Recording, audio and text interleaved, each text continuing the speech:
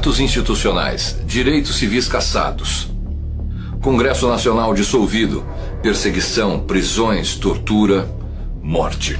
Estas, entre outras ações, são as referenciadas aos governos militares após 1964 aqui no Brasil. Será que os governos militares se resumem a isso? Eles não fizeram mais nada no país? Qual era a situação do Brasil naquela época? Será que toda a verdade está sendo contada?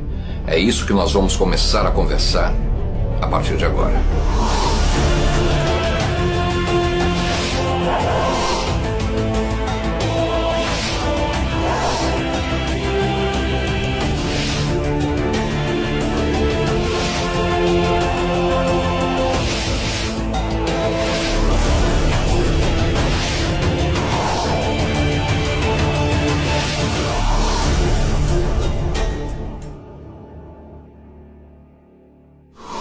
Olá, eu sou o Rodrigo Leone e esse é o Pátria Amada. Toda quinta-feira, às 9h30 da noite, nós temos um encontro marcado aqui na TV+, canal 22 da NET Ribeirão Preto, para bater um papo a respeito de política. De forma fácil, de forma simples, descomplicada, sem distorção de fatos, para que você possa começar a se acostumar a participar da política do seu país.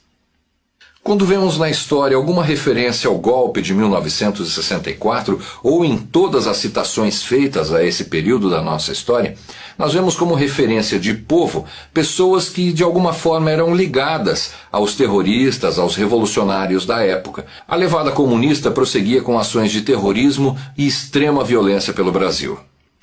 Atentados em aeroportos, sequestros de embaixadores como os dos Estados Unidos e Japão, assassinatos, roubos de armamentos e assaltos a banco. O curioso é que esses atos são defendidos como atos necessários, inevitáveis para a defesa da democracia no Brasil. Uma visão muito romântica do terrorismo. A história que foi reescrita coloca os guerrilheiros como defensores incondicionais da democracia, como lutadores heróicos do povo brasileiro. São referências seguras como Che Guevara e Fidel Castro para Cuba e Hugo Chávez e Nicolás Maduro para Venezuela. Seja lá como possam ser chamados ou caracterizados, a verdade é que essa época não foi marcada apenas pela luta contra o terrorismo e pela luta contra a implantação do comunismo no Brasil. Muita coisa foi feita, muita coisa foi construída e levada até o povo brasileiro. E continua até hoje de forma estratégica na vida do Brasil. Durante o governo militar foi criado o Banco Central, a menina dos olhos da economia brasileira. Foi criado o BNH, o Banco Nacional de Habitação, que construía e financiava habitações populares. Um terreno de residência popular chegava a medir 240 metros quadrados, bem diferente dos máximos 60 metros quadrados dos conjuntos populares do Minha Casa Minha Vida. Estradas por todo o país. Antes existiam 3.000 quilômetros de estradas pavimentadas. Ao final do governo do general João Figueiredo, mais de 45.000 quilômetros de estradas foram construídos e pavimentados em todo o território nacional. Investimentos na Petrobras aumentaram a produção de 75 mil para 750 mil barris de petróleo por dia no Brasil. Foi nessa época também que foi descoberto na Bacia de Campos, no Rio de Janeiro, o maior poço de petróleo da América Latina. Hoje vemos todos os dias como está a Petrobras, enlameada de corrupção e ocupada por uma quadrilha. Foram criadas a Eletrobras, a Embratel e a Infraero, que administra hoje a grande maioria de aeroportos no Brasil. Foi durante o período militar a criação da Polícia Federal, instituído ao trabalhador o FGTS, o Fundo de Garantia por Tempo de Serviço, que facilitou o acesso da população ao financiamento de casas populares do BNH. Foram construídas as usinas hidroelétricas de Ilha Solteira, Jupiá, Tucuruí, responsável por 1/4 de toda a energia elétrica gerada no Brasil, e a valorosa usina bilateral de Itaipu. Foram construídos 4 portos navais e reestruturados mais 20. Muita coisa foi feita ainda e renderia para a gente muito tempo de conversa.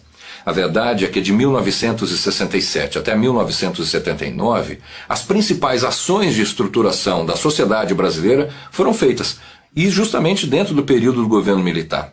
As principais obras foram realizadas, e se elas não tivessem sido feitas, o Brasil seria hoje um dos países mais miseráveis do planeta. Tudo isso feito buscando recursos no exterior. O resultado disso não poderia ser outro senão inflação. O Brasil entregue aos militares era uma caixa de problemas extremamente graves que precisavam ser resolvidos. E isso custa dinheiro, muito dinheiro. O governo militar durou 21 anos e é marcado pela tarja de ditadura. O Brasil alternou o poder durante 21 anos com 5 presidentes e uma junta provisória. O atual governo está aí há 12 anos e foram apenas 2 presidentes. O país entregue ao presidente José Sarney tinha uma inflação de 242% ao ano. Essa inflação aumentou, chegando aos absurdos 2.477% ao ano. O Pátria Amada vai sempre trazer o relato histórico dos acontecimentos. O que vemos hoje é uma distorção dos fatos. É a condução da história para um campo muito perigoso. A mentira, muito comum entre aqueles que têm medo da verdade. Vemos hoje que o verdadeiro golpe contra as instituições democráticas está pronto para ser aplicado em nossa pátria. Reforma política, nova constituinte, controle do capital financeiro, taxação sobre grandes fortunas, controle da mídia e da internet. É preciso saber se a gente vai saber utilizar corretamente a internet ou não. Para que eu quero a internet? Por isso, temos um encontro nacional dia 12, nas ruas. A minha família vai, a sua família também vai. Chame a família do seu amigo, chame todas as famílias, independente da configuração da sua família. Chame, vamos para a rua. Dia 12 nós temos que ir para a rua e mostrar para esse pessoal que nós temos uma coisa chamada dignidade. O